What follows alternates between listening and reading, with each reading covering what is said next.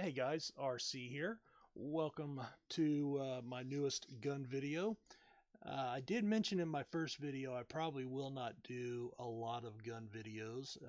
The biggest reason for that is I'm still very new to all this, having owned a gun now for less than a week. In fact, it'll be a week tomorrow that I will have owned my new weapon, and I ended up getting the Heckler & Koch VP9. And what a noob I am! I actually thought it was Heckler and Koch or Koch, thinking for the German or Austrian pronunciation.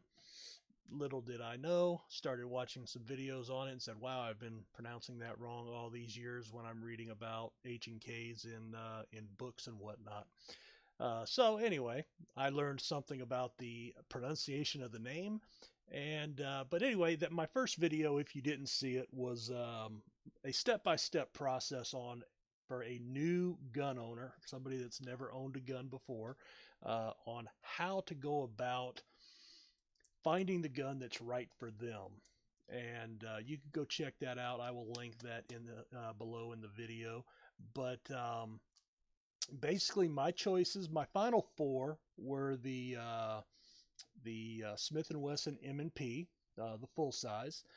My second choice was the Glock 17, and then I looked at the Sig Sauer P320 and the H&K VP9. Following the process that I outlined in my other video, I had researched probably 30 to 40 guns, different manufacturers, some within the same family, like the Glock 17, the Glock 19.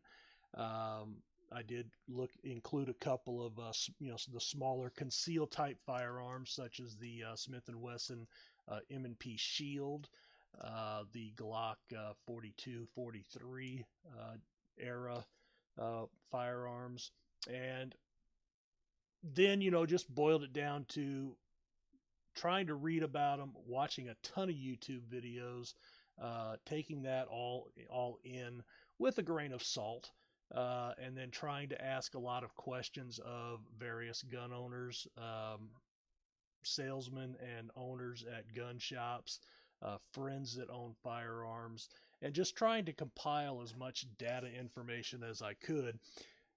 I did end up going to my local range. I did end up renting probably about 12 different firearms, both compact and full size. Narrowed that down to my final four over several trips and several visits to the range. Some of those weapons I shot once and said, just don't like the way this feels, doesn't feel right to me, and knocking that off. Sometimes having to shoot that weapon, 2 or 3 times. Finally narrowed it down to the SIG P320 and the H&K VP9. Went back in with that, kind of fresh in my head, and did another round of firing, put 100 rounds through each gun, and made my decision from there. And honestly, I would have been happy with either one. A lot of my decision, not a lot of it, but my wife is also a new shooter. She's a lefty, I'm a righty. And so I asked her opinion prior to her knowing what my thinking was. I had already decided on the H&K, and she liked the H&K more as well. The grip felt better for both of us. The trigger felt slightly better than the SIG to me. I think I was paying a little more attention to that than she was after reading a lot of, watching a lot of videos, reading a lot of information about trigger pull and how the trigger feels, and the trigger being the primary component to you being able to be accurate with a firearm. So the grip felt better for both of us. The trigger was a little bit better, not by much, but slightly better. Felt that I had a little bit better overall accuracy with the H&K, and so we decided to go with that. We ended up getting the law enforcement, the LE version. The only difference, that does come with the night sights on the firearm. Let's see if we can It does come with the 3-dot night sights that glow in the dark, bright green, and also came with a third clip, which is about $50 for that clip, $45 to $50 for that clip by itself. And to change out to the sights would have cost about $160 from the base model. And so upgrading to the LE cost me about $80 more than the standard version with the plain sights and the non-LE package. So, the standard sights and only 2 magazines.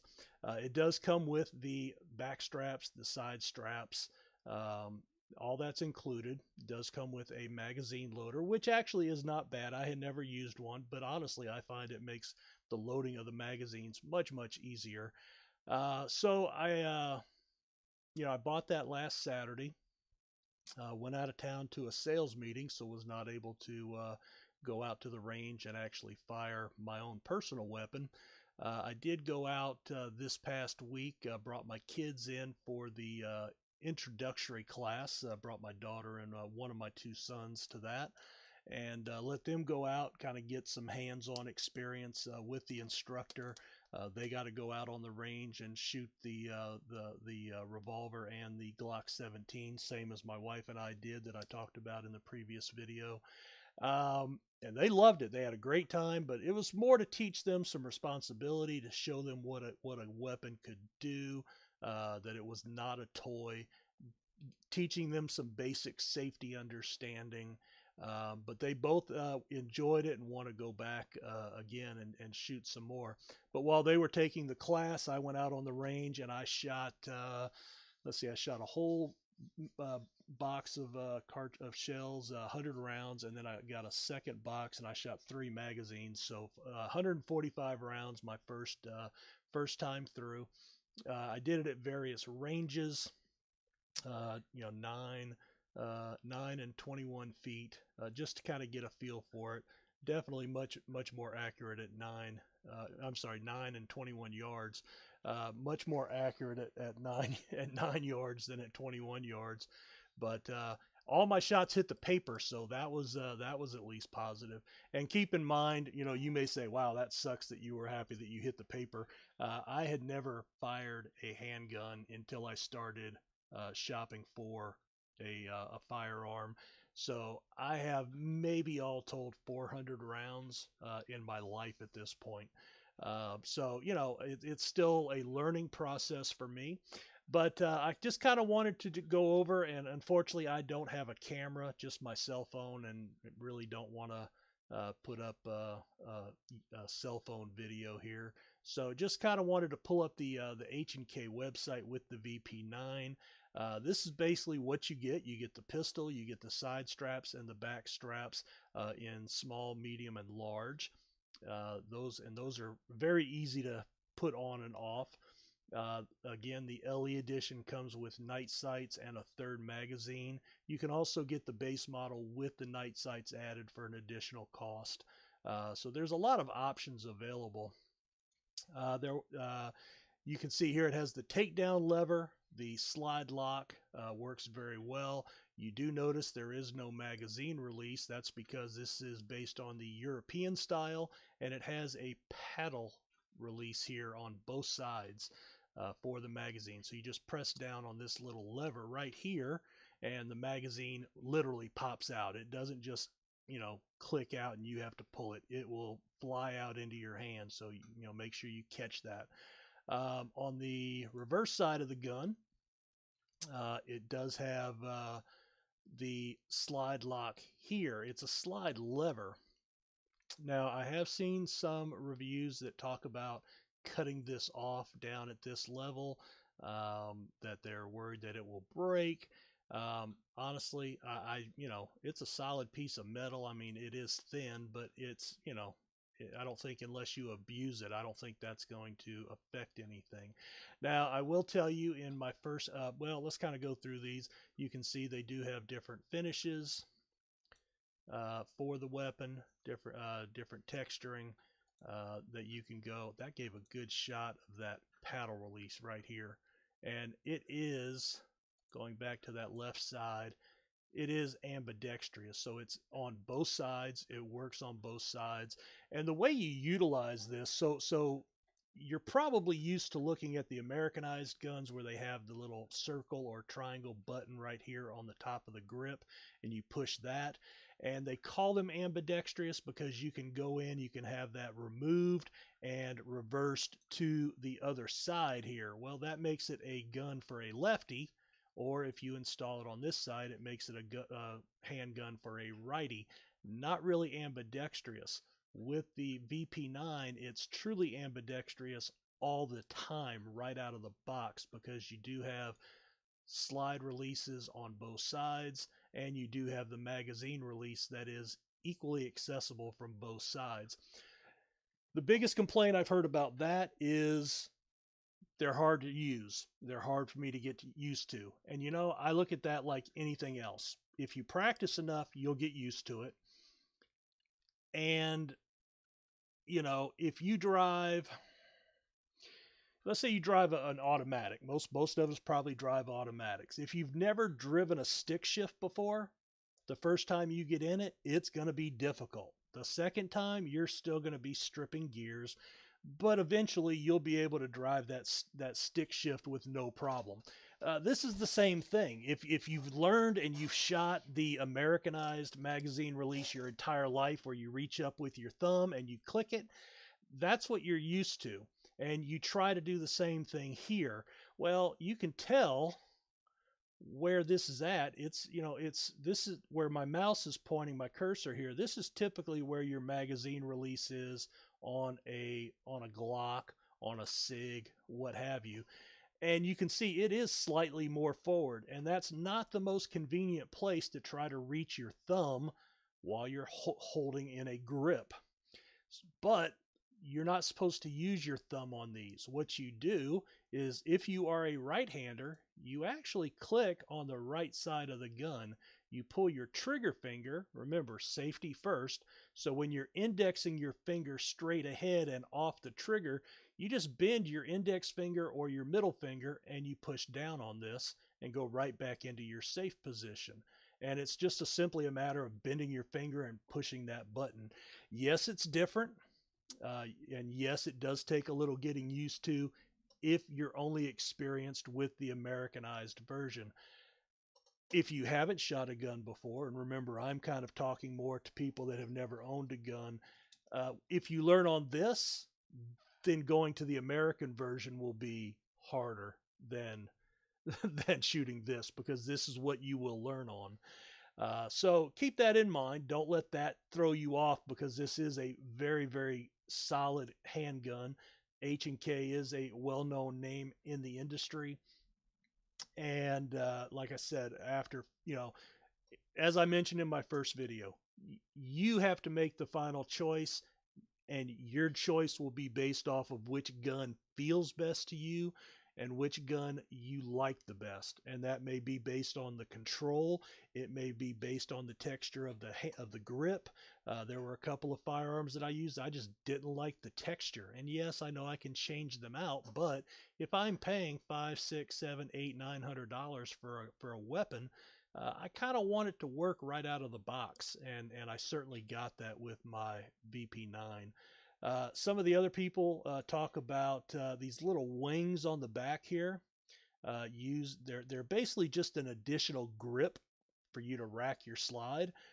These are removable and can be taken off, and it's not that difficult. You just have to remove the sights, and those slide out, and you put the sights right back in, and you do that by removing the back plate here and just sliding everything up. Pretty simple. But like I said, I really do like the gun itself. I still have a long way to go before I'm competent at firing it. Like I said, on a target stationary, I'm okay, not great. Typically, everything I shoot so far has been in the 8 ring or better, 8, 9 in the X ring. And most of that grouped in the lower X ring and the outer 9 ring, so you know, right on that 9 and X border. it does have this little safety built in, very similar to a Glock, just a different format. But basically, you pull that in, and it releases a catch mechanism right up in here, allows you to go back to the wall and taking up the slack and then firing the trigger. I will tell you, this has a very short take up radius, a very solid click of the trigger, and a very short reset when you come out, when the slide racks and returns and chambers a new round. It's a very short let out and then right back up. You're right up against that pull again. Um, Very, very nice trigger. Like I said, it was the nicest one out of any of the guns that I test fired and took out to the range as a rental. I don't get much into aesthetics. I mean, I guess, those are something to look at, but, you do have the ventilated slide on the both front and rear. You have the 4-slot Picatinny rail. Didn't even know what that was until started researching. And that does hold a light very, very solid, or a laser pointer, what have you.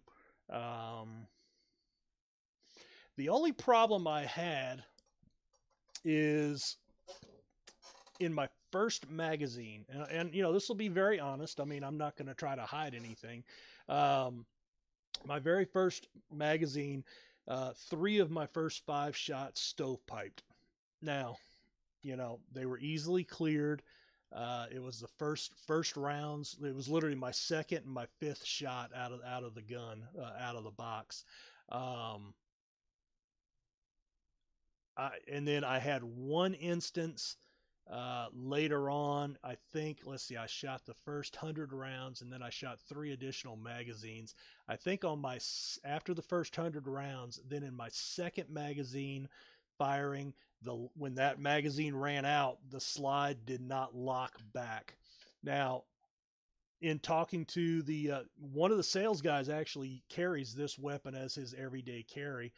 So I talked to him a lot about it. So I went and talked to him, and I said, "Hey, have you had this problem?" He goes, he goes, "I have," and he goes, "But I know what causes it." He goes, "It's either hitting the catches here," and we can kind of go back up here and look at the right and the left. So it's, where you're resting your thumb may keep this from engaging on either side. It could be your trigger finger resting up too high on the right, but more than likely it's your thumb placement on the left. As a right-handed shooter, vice versa if you're a lefty. So you do have to kind of, they do have this kind of groove here to set your finger into, and the opposite groove is kind of for your thumb to go to keep it out of that area, because if you're an experienced shooter, for sure, you understand if you interfere with that on any gun, it's going to keep that slide from locking back. So that's probably the issue with the slide locking back. Again, I shot 15, 30, 45, 60, 75, 90. I shot 7 magazines, 10 magazines worth of rounds. The last round of that first box only had 10, of course, but uh, 10 rounds of 10 magazines worth of rounds, and basically had 3 issues and 150 rounds. And that may sound like a lot, and maybe it is a lot. I don't know that those are permanent problems. So we've talked about why I think the slide would not lock back. Only one occasion. And I did not have another stovepipe issue after those first 5, the 2 in the first 5 shots. And what that probably was limp wristing. I probably just, because not absorbing, absorbing some extra recoil that doesn't allow the slide to ratchet fully and all the way back, and causing that hang up, bringing in that new round out of the magazine. So I think those were all user error. Again, that was in my first magazine. I shot 9 more magazines and did not have that problem.